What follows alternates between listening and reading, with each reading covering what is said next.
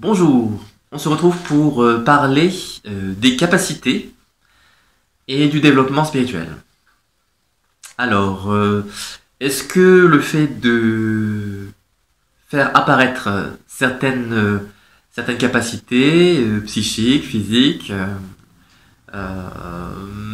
m'indique que je suis sur le bon chemin?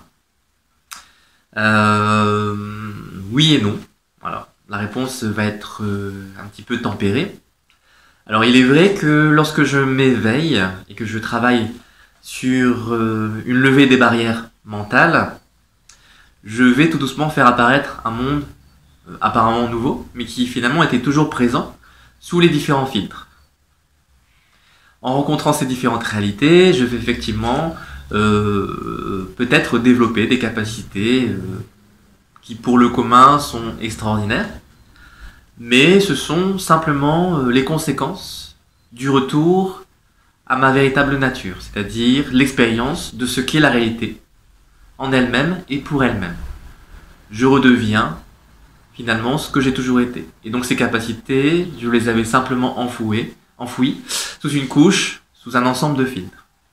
Donc il est possible effectivement que le développement des capacités valide, entre guillemets, un cheminement.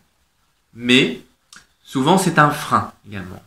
Dans la tradition indienne, les pouvoirs, on les appelle les siddhis, et on dit que c'est un grand piège puisque beaucoup de yogis s'arrêtent au développement de ces capacités spéciales et finalement en font une possession, une possibilité de se mettre en avant, de favoriser son individu par rapport aux autres, et de prendre le pouvoir, l'ascendant autour de soi. Ce qui, évidemment, va bloquer la voie. Donc, dans cette configuration-là, eh bien, en fait, il vaut mieux laisser tomber les pouvoirs, même s'ils sont extraordinaires et qui nous permettent de nous valoriser, de nous sentir bien dans ce que nous sommes. Mais ce sont des illusions, puisque finalement, ce sont que des apparitions phénoménologiques. Et à partir de là, elles sont effectivement illusoire. Le travail sur le pouvoir véritable, c'est la puissance. La puissance, comme par exemple évoqué dans les livres de Castaneda sur les sorciers yaqui. Le pouvoir, c'est la capacité à intensifier sa présence et à passer à travers les voiles. C'est ça le véritable pouvoir.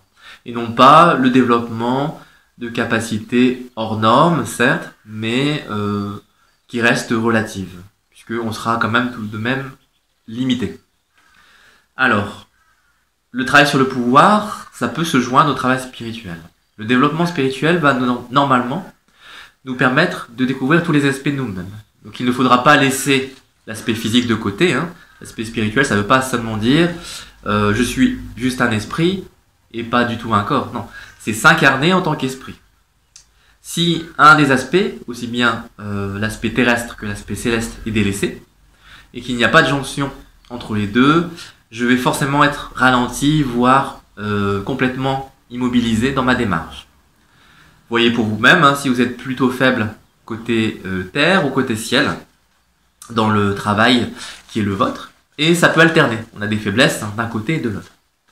Le travail spirituel va nous permettre de nous ouvrir à des réalités. Donc effectivement, on va entrer en communion avec la nature, avec les autres êtres, ce qui peut-être va nous développer des capacités mentales.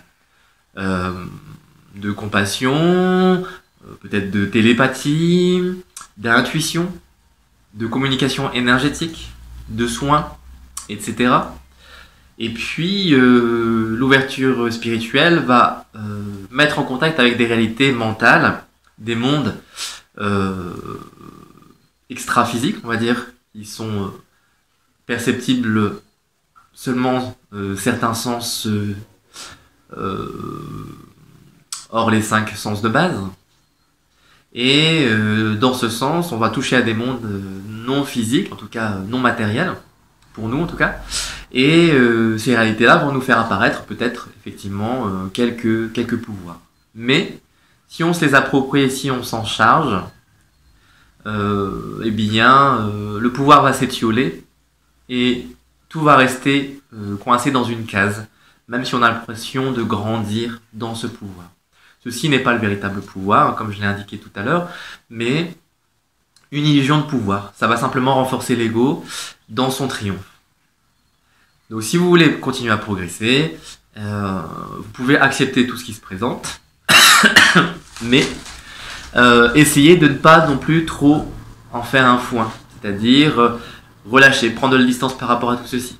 Les capacités apparaissent et disparaissent, certaines vont rester tout le long de votre vie, d'autres n'apparaîtront peut-être jamais, resteront potentielles, et puis certaines vont venir et puis partir.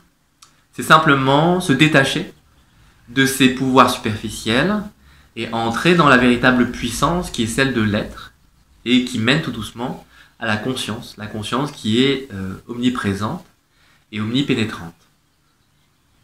Le travail sur soi, c'est donc savoir faire la part des choses entre ce qui est le pouvoir individuel qui finalement va disparaître à notre mort et n'a pas réellement d'intérêt. Or, la jouissance de l'expérience, l'expression de nos sens et puis la caractérisation d'un individu, ça peut donc être ça peut donc être positif, mais le pouvoir le plus intéressant, c'est celui de notre être profond, et qui peut s'exprimer à des niveaux très élevés.